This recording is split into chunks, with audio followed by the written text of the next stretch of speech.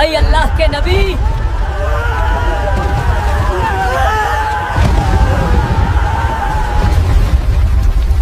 ہماری طاقت سے بڑا کوئی نہیں۔ یہ شہر ہمیشہ امر رہے گا۔ دیکھو ہماری طاقت، کوئی ہمارا مقابلہ نہیں کر سکتا۔ اگر تو سچا ہے تو پہت سے اونتنی نکل کر دکھا۔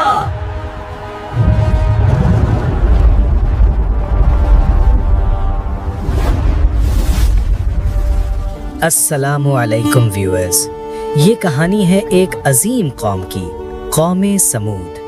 یہ لوگ حضرت ہود علیہ السلام کے بعد آئے تھے اور عاد کے بعد دنیا میں سب سے طاقتور لوگ تھے۔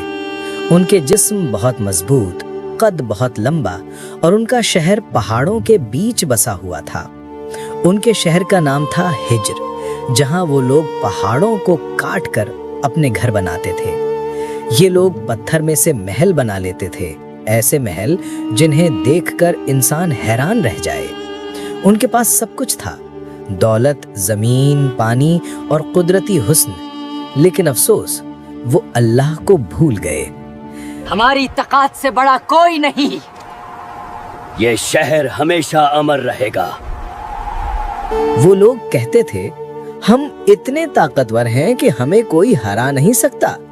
ہم اپنے پتھر کے گھروں میں محفوظ ہیں، کون ہمیں مٹا سکتا ہے؟ انہوں نے اللہ کے بجائے بت یعنی مورتیاں بنا لیے جنہیں وہ خدا مانتے تھے۔ ہر جگہ پتھر کے بت اور ہر دل میں غمنڈ۔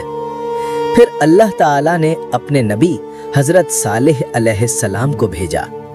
وہ سمود کے لوگوں میں سے ہی تھے، سب انہیں عزت دیتے تھے، سمجھتے تھے کہ یہ بہت سمجھدار اور نیک ہیں۔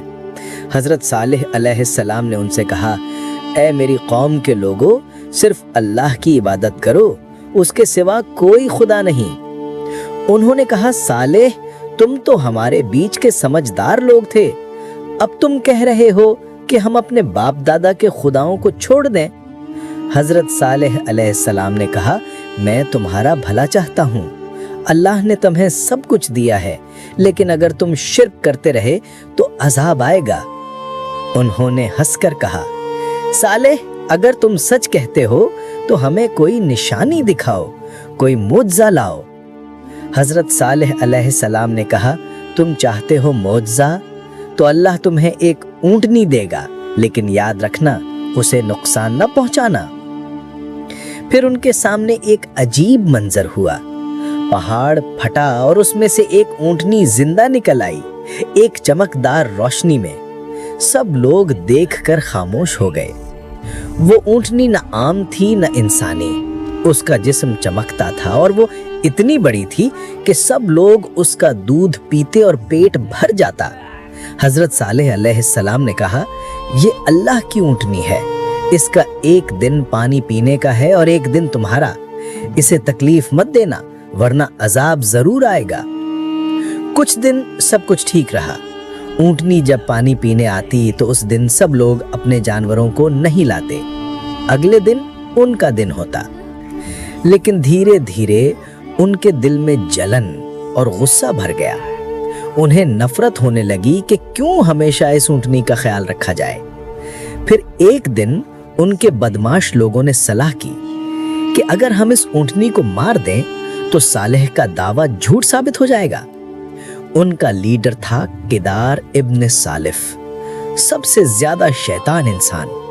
اس نے اپنے کچھ ساتھی جمع کیے اور جب اونٹنی پانی پینے گئی تو اسے تیر مار کر گرا دیا، پھر قتل کر دیا۔ حضرت صالح علیہ السلام نے دیکھا تو ان کی آنکھوں میں آنسو آ گئے۔ انہوں نے کہا، تم نے اللہ کی نشانی کو مار دیا، اب صرف 3 دن بچے ہیں، تم مزے لو، پھر عذاب ضرور آئے گا۔ انہوں نے ہنس کر کہا، صالح اگر عذاب لانا ہے تو لے آؤ۔ 3 دن کا وقت، پھر معجزہ ہوا، ان کے چہرے کا رنگ بدل گیا۔ پہلے دن پیلا، دوسرے دن لال، تیسرے دن کالا ہو گیا۔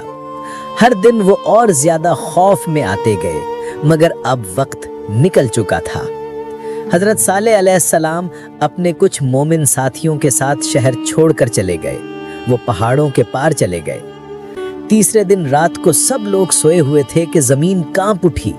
پھر ایک زور کا دھماکہ، ایک کرخت آواز، سب لوگ گر گئے اور ان کی روح نکل گئی۔ اے اللہ کے نبی،